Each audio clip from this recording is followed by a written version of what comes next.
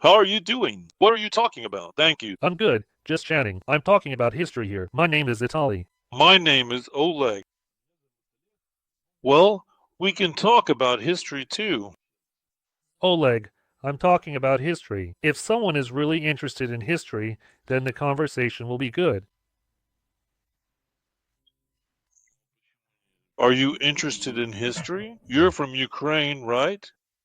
Are you here by yourself? I'm from Ukraine, Kiev region, Bielitz Serkva. Bilet Serpa, as we say in Brazilian. I see. Bilet Serpa, that's right.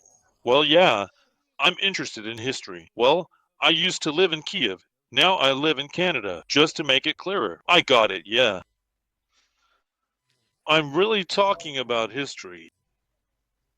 No, well, I'd be happy to. I'm just curious how people, especially people our age, you and I aren't that far apart in age, as far as I can tell, right? So I'm just interested in people's views on history, because up until the 2000s, it seemed like we used to have the same views on history, but now our perspectives have changed. That's why I'm interested in what your views on history are. Sergey, let's get right to it. I'm a blogger. Oleg. I am not a blogger, and I want to make it abundantly clear that I have absolutely no interest whatsoever in engaging in such activities. The concept of maintaining a blog, sharing personal thoughts, or participating in the blogging community simply does not align with my inclinations. My focus lies elsewhere, and I find myself completely disengaged from the world of blogging and its associated endeavors. Understand when people read something. I see. Are you a professional historian? I'm a history teacher. That's a bit different. That's not a professional historian. A professional historian writes monographs. I don't write them. Well, a teacher can write monographs too. They can, but I don't write them. I write textbooks for schools. let's put it this way. In engineering, there are research engineers, and there are engineers who work in operations. I'm an operations guy. Okay, I get it. All right. So I have. Then my next question for you is this particular point. Where did Vladimir the Baptizer come from when he arrived in Kiev? Where did he come from? From your perspective as a historian, how would you characterize this individual? It's important to note that he was essentially a recent arrival, having come from Novgorod. This status as a newcomer from a different region would have undoubtedly shaped his experiences and interactions within his new environment, potentially influencing his political standing, social acceptance, and overall trajectory. A historian would likely analyze the implications of his origins, considering how his background in Novgorod might have contrasted with the local customs or power structures, thereby providing a more nuanced understanding of his role and impact during that historical period. A newcomer? He was the Prince of Kiev because his father was the Prince of Kiev. No, he took the throne. He ascended to the throne after his father, right? Yes, I'm not denying that. Yes. He took the throne, but he came from Novgorod. Well, We're talking about the specific moment. Yes, he came from Novgorod, but he was sent to Novgorod from Kiev as the center. So, well, I answered your question. Any more questions? no, you answered absolutely correctly, because a lot of people don't know about this issue. They think that he just appeared in Kiev and was always there. Well, that's truly wonderful. But since when exactly has that been the case? It has been so since the time of Oleg, a pivotal figure in early Rus history. Indeed, since Oleg's time, Princess Olga demonstrating her astute political prowess and firm resolve, appointed her very own trusted governors in the city of Khorasan. This significant action took place specifically after the intense and tragic conflict with Prince Mali, a confrontation that had profound implications. Furthermore, extending her influence and administrative reach, she also strategically appointed her own representatives in the important northern city of Novgorod, solidifying her authority and control across these key territories. Governors, and since then, Oleg, maybe she put someone on the throne, not just local officials? There was no throne, not in any Novgorod. There wasn't one in Novgorod. The throne was only in Kiev. That's the whole problem. Ah, I didn't quite figure that out. That's what you were getting at. The problems. Let me feed a little. Yes. Yes, that's it. I don't know, somehow I just can't believe it. I need to reread it. Go ahead. Here.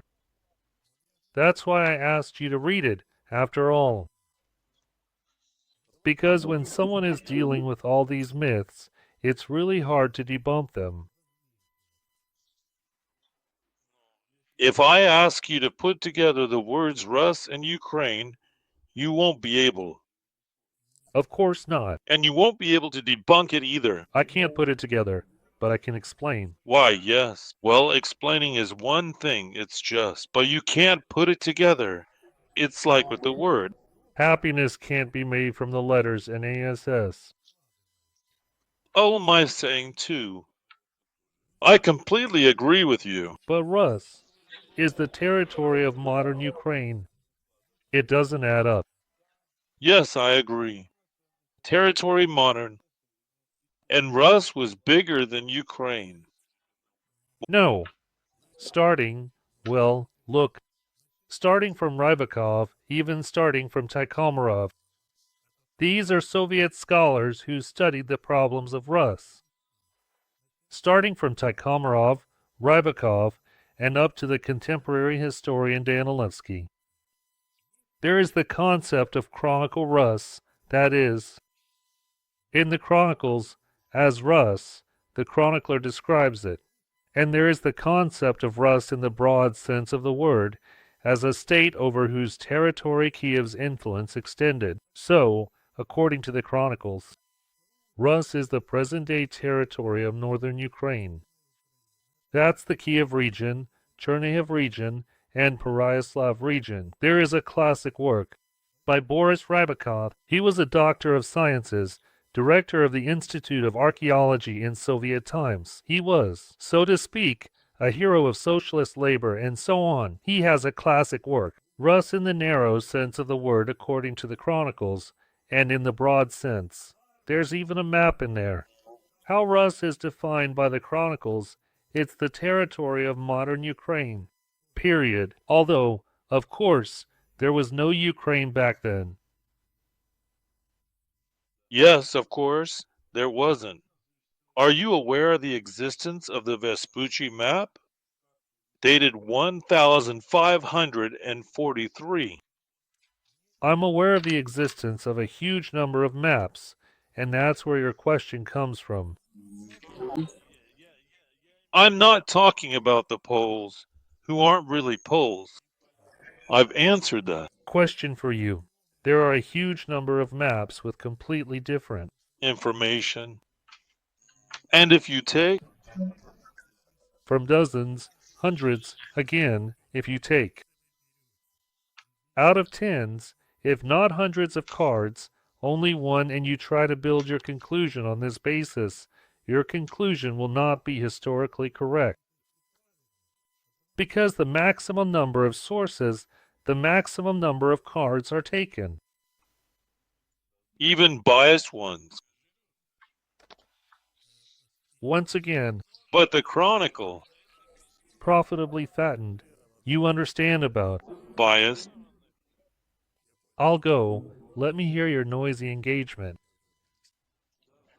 Bias is when one of the historians, contemporaries, well, at that time, I mean, writes on someone's order. Well, for example, the Polish king. Just as an example, You have no idea about history's development. arguing with you is pointless because you're smarter than I am. I even admit it. So I'm not trying to argue. I'm putting forward a thesis, which you are disputing, and you're doing it professionally. I'm listening to you. However, it is crucial to understand that we are not, in any way, asserting or claiming to be engaged in a formal, rigorous, or even informal scientific debate here, primarily because I, as an individual speaking at this moment, do not possess the credentials, the official capacity, or the designated authority to serve as a legitimate, recognized, or authorized representative of the broader scientific community, its established methodologies, its collective findings, or its widely accepted principles. Therefore, any discussion or exchange of ideas presented should not be misconstrued as a scientific discourse or an official scientific deliberation, but rather as a personal perspective or an informal conversation that is entirely separate from the structured and evidence-based processes inherent to scientific inquiry and representation. My role here is not to present scientific consensus or to defend scientific theories, but simply to express my own thoughts and observations, which are distinct from the rigorous standards and collective authority of scientific representation. Not even standing next to you, really. That's why I'm trying to explain the basics to you. If you have any questions, I'll be happy to answer them. I asked you a question, you answered. I found it interesting. Let's keep going in the same spirit. Understood. Well, I don't have any questions because everything, as you say, you have to start from the 19th century. You need to look at modern works. You see, even the 19th century is just the historian's perspective of the 19th century. History as a science is evolving. New sources are emerging, and, secondly, there are new interpretations of these sources. So, you see, this is truly great, absolutely wonderful, and remarkably impressive. It's a magnificent achievement, something truly exceptional and outstanding. That's the topic of conversation. Which historian have you read, and which thesis do you disagree with? And we'll try to figure it out. Yes, Well, actually, to be perfectly honest, you haven't really read anyone at all. Yes, Jesus Christ. Am I truly arguing or perhaps engaging in some kind of heated debate or discussion about this particular matter?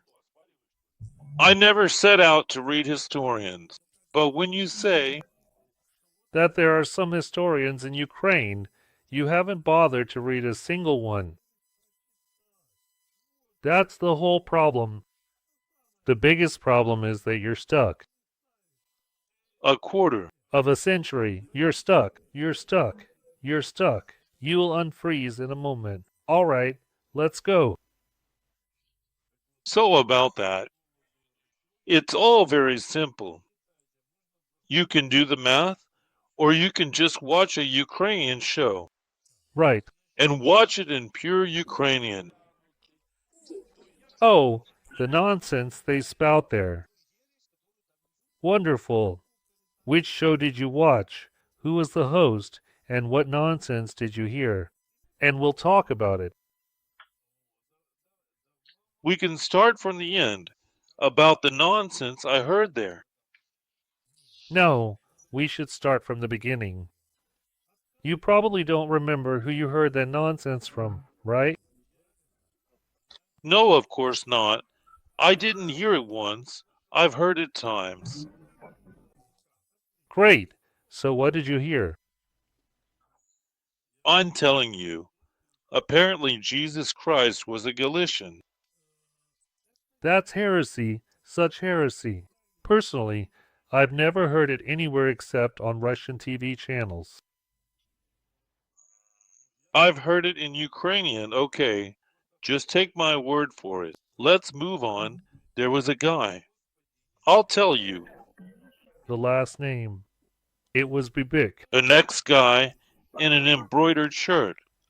Oh, that's right. Is he Russian? Bibik is Ukrainian. Back in the early 2000s, he even had his own show, even on the state channel, as far as I remember, though I could be wrong, on UT1, the first Ukrainian channel. He had his own show. He's a cultural studies expert by education, but he was spouting such nonsense that, honestly, the show only lasted for a while before they took it off the air.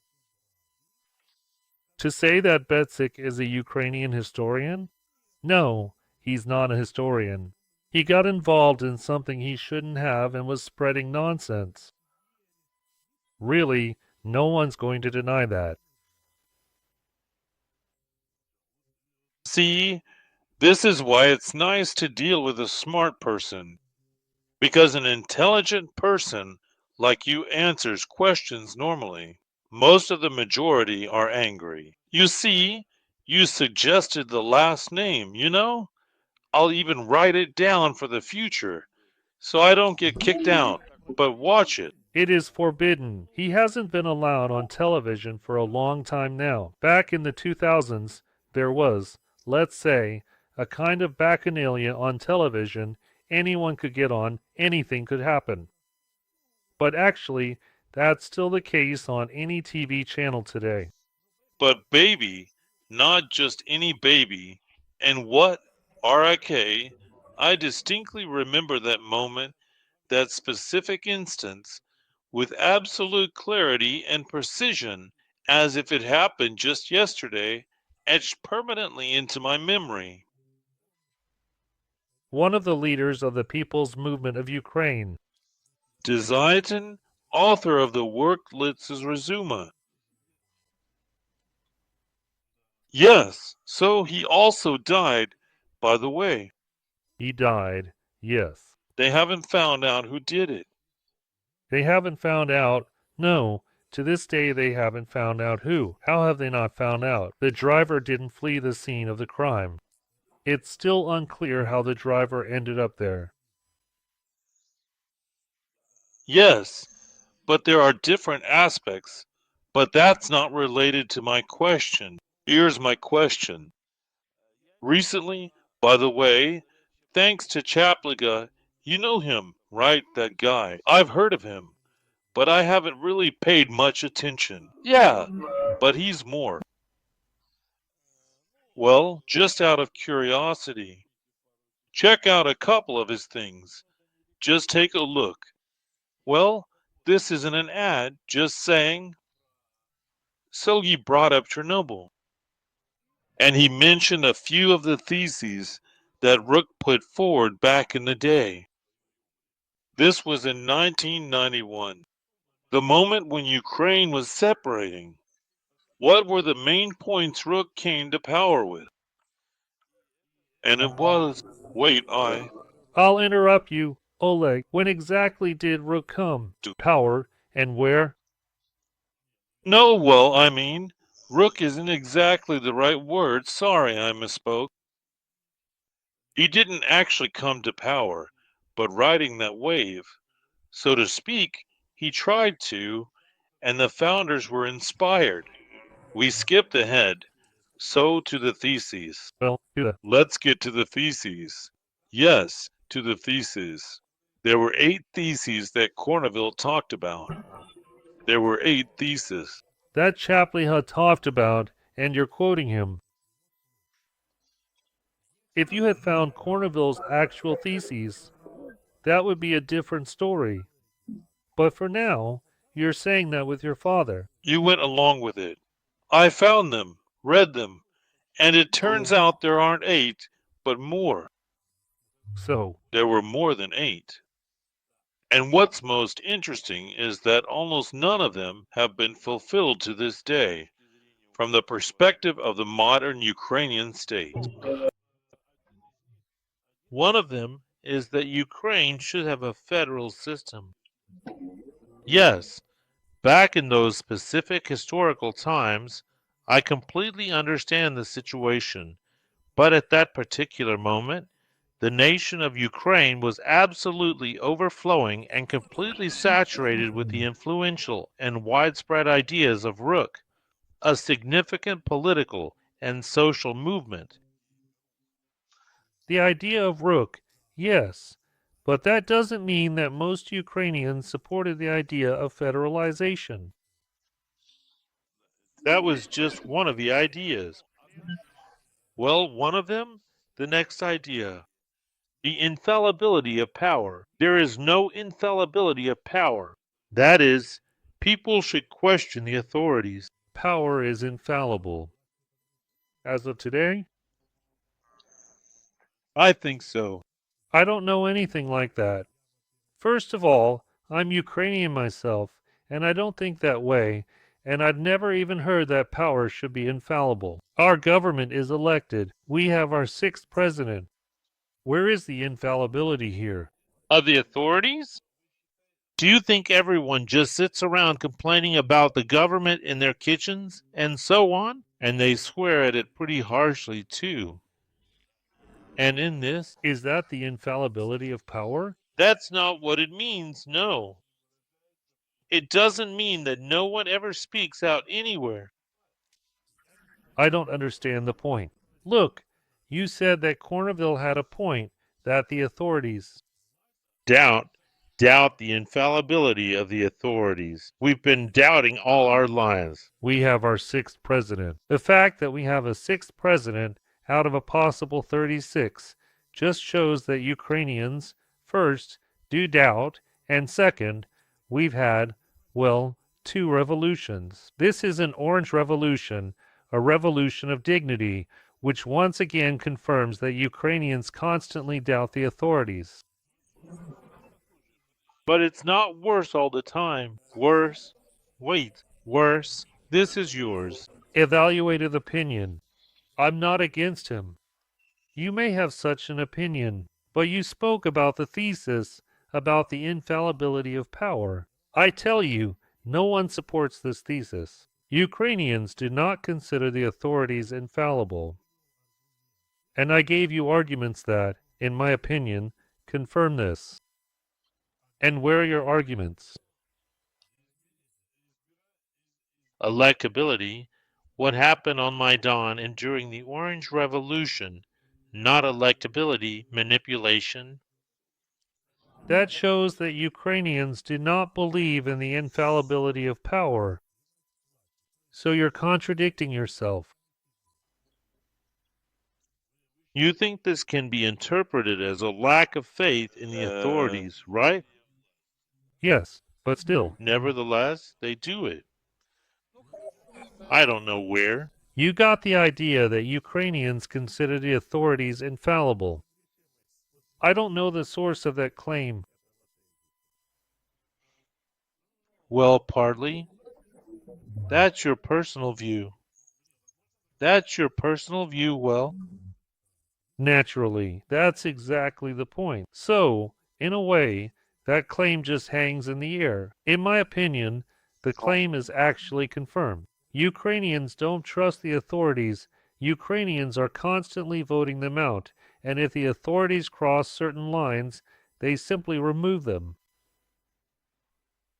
Because, after all, the source of power is the people, not the authorities themselves. Well, that doesn't really sound like Larkin's source. Well, that's your impression again. Your impression. The third thesis of Chernobyl, according to Chapliga. So, it turns out you've watched Chapliga. You said it. I'm just repeating you. I told you about Chapliga that I've heard of such a journalist, but in detail, I haven't really watched him. Well, it's kind of a short-term panel. Chernobyl's theses. The third thesis. Well, why not? Well, we started this topic. Wait a second. You started the topic about Chernobyl's theses as presented by Chapliga. We discussed two of them, and that's it. We closed the topic. No, well, the thing is, you have a different opinion. You do, and arguing with specialists. Arguing with a specialist. It's pretty tough. We're not arguing right now. Right now we're trying to discuss The 8 theses of Chernobyl as recounted by Mikhaila Chapliga. You brought up this topic. the absence of centralized power. That's wonderful in our country. Power is not centralized. We have the executive, legislative, and judicial branches. Where do you see centralized power? It really works when the chief judge of the Constitutional Court can't even get to work. That's already become a joke. Whether it works well or badly, it works. It works. We have 3 branches of government. Of course, our government isn't perfect. For government to be close to perfect, you need 200 to 300 years of democracy, like in the USA. We've only had 30 years so far. Why? We're not going down the path. Freedom of speech. Freedom of speech. We don't have with Closed channels. Close. Russian channels. The ones that Russian. Wait a sec. Hold on. Wait a sec. The thing is, channels might not share the government's opinion, like Fox News, for example, or like the BBC.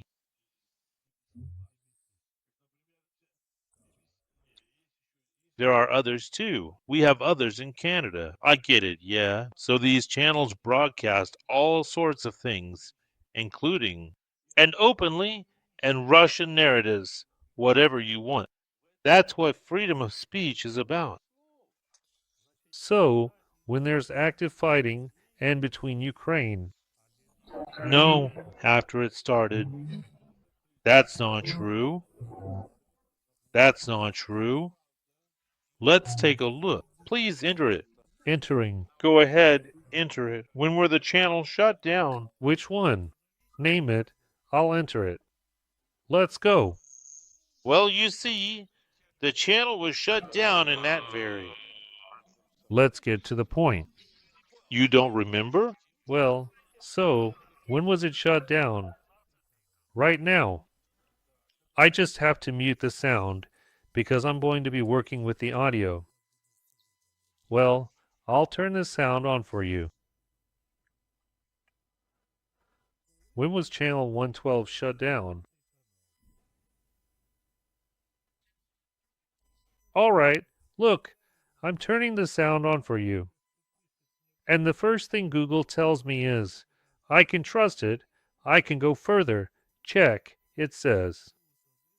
On the night of February 3rd, 2021, at 025, the satellite broadcasting of the TV channel 112 Ukraine was suspended. On February 4th, the Ministry of Culture and Information Policy appealed to YouTube with a request to block the accounts of 3 channels. 2021 News 1 NZIK. That is before the start of the active. Full-scale invasion. Before the hostilities. Hold on a second. Continue. So, there are 2 more channels. So if you add them, let's do it. Let's add Well, 3 channels in total. 112 ZIK. and News 1. Right. Then the fourth was opened, and it opened with reporters. We are at war with Russia since 2014. I don't know why these channels weren't closed in 2014. This is a teacher's question. Wait, just one more second. Have you watched these channels? I looked at it sometimes. Not all, not often, yes. Now you're being evasive. You're not telling the truth. Maybe you can't speak openly. Excuse me, hold on. Why are you answering? I'm being evasive. There were Russian. Narratives there. Wait, Russian narratives? Well, for example, about the need to negotiate. There was a planned program that there needs to be a conversation between Russians and Ukrainians. All right. So what was in this program on those channels? On those channels. Muriv was constantly appearing on various media platforms and public forums, consistently asserting and propagating the narrative that there was an ongoing and significant civil war within Ukraine. Once again, in my personal and considered opinion, it is crucial to state that since the year 2014, there has unequivocally been a full-scale and devastating war between the sovereign nations of Russia and Ukraine rather than an internal conflict. And when a person on a nationwide Ukrainian channel says that there are no Russian troops in either Donetsk or Luhansk, that there is a civil war in Ukraine, I don't understand why this channel was shut down in 2021 and not in 2014 when the UN and OSCE were talking about the aggression of the Russian Federation in Ukraine. During the war, I will end. Oleg, please, during wartime such channels must be shut down. It's like if, during World War II in Britain, a German propaganda newspaper like the Deutsche Beobachter was being sold. It's the same thing. It wasn't sold in Britain. I'll finish. Oleg, please. Well, I apologized to you when I interrupted, and I asked you to let me finish. That's why I don't understand why these channels weren't shut down back in 2014. I turned on for you. I got this. Point of yours. All right. Now I'll just answer you directly. The thing is, if we open up the U.S. Congress and listen to the congressmen speaking from the podium, there are congressmen who say that America is doing things wrong here. America is doing things wrong there. America is doing things wrong over there. One Question. The thing. is that they no wait. All right. That's the first thing. Secondly, the OSCE did not recognize the presence of Russian troops on the territory of Donbass. Let me tell you, let me tell you, Russian equipment. You're lying. Don't. It called for it. You're lying. Right now you're repeating the Ukrainian narrative. You're lying. I'm opening the document. You're lying. I'm talking about the OSCE Minsk Declaration, 2017, page 37. I'll open it and count. I'm opening and reading. 1 second. I'm opening and reading. Page 37. Here we get to page 37. Just a second. Page 37. And what does it say here on this page 37? Just a moment. 1 second. Wait a little bit. Declaration OSCE. You said what document is this? Declaration. OSCE. It's a document. Minsk. It's called the OSCE Minsk Declaration. Okay. Okay. The document is called AES 17DR. Minsk, July 5th to 9th, 2017. And there's a resolution in it. Wait a second. The resolution on restoring the sovereignty and territorial integrity of Ukraine. Let me find the relevant page now. Hold on. Don't rush. I'll read it all to you. Here is the resolution. It's called Restoration of the Sovereignty and Territorial Integrity of Ukraine. I won't read the entire resolution to you. No need. I'll just read you. Conclusion, point 18. The OSCE Parliamentary Assembly once again declares its full respect for the sovereignty, independence, unity, and territorial integrity of Ukraine. Within its internationally recognized borders, which include the Autonomous Republic of Crimea and the city of Sevastopol. Point 19. Once again declares its.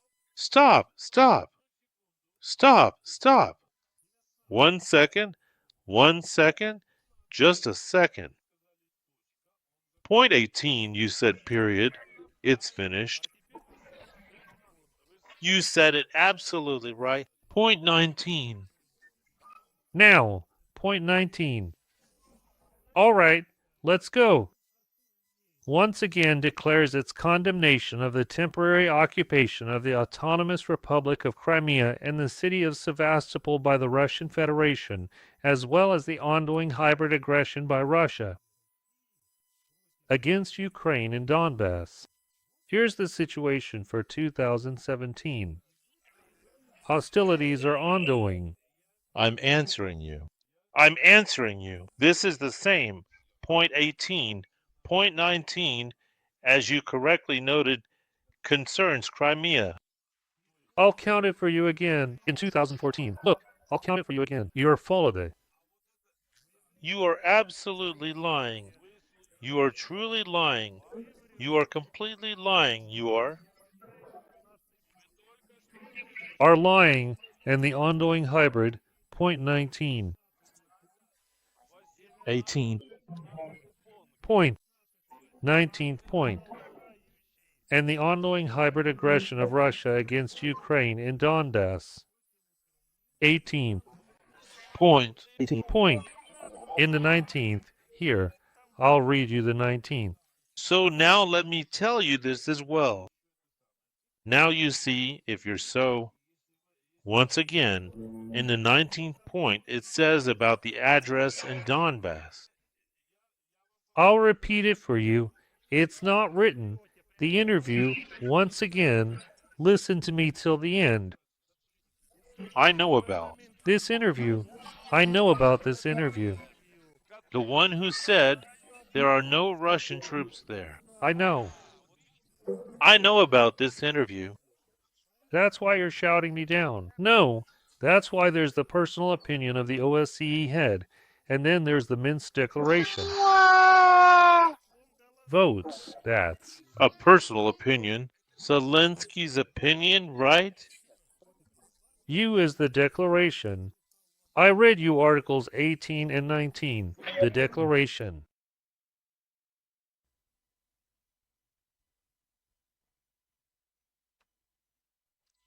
You can post all of this on your TV channel, talk about it there, and everything else. Well, I see. Well, I'll just ban you for showing images on air. That's it. Banned.